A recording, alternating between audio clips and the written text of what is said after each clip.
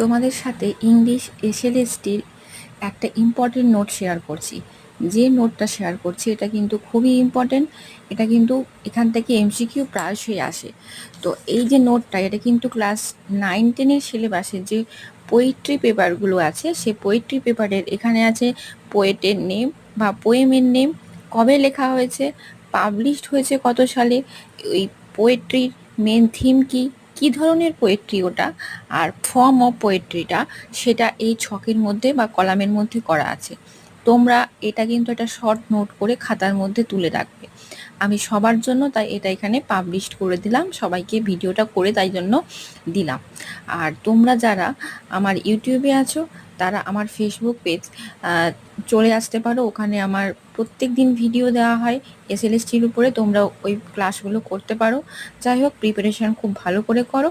আর হ্যাঁ, সবচেয়ে সেটা যে শেষে বলা, আমার ফেসবুক পেজের নাম স্বস্তিকা দাস চৌধুরী।